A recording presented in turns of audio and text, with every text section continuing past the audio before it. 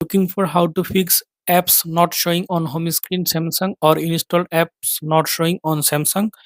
For solving this problem, follow method 1. Go to settings, scroll down, then go to home screen. Now enable add new apps to home screen. Then check your apps is hide or not. If your app is hide, then unhide from here.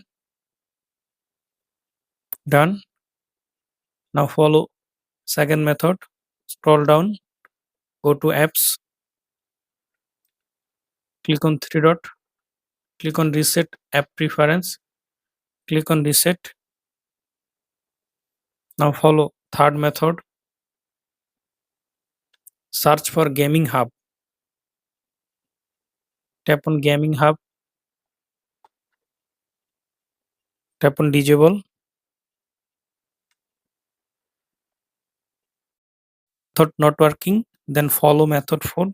Now search for one UI home. Now tap on one UI home. Now tap on storage. Now tap on clear data. Now tap on delete. Now I hope that you can see your all apps on home screen. Thanks for watching. Don't forget to subscribe.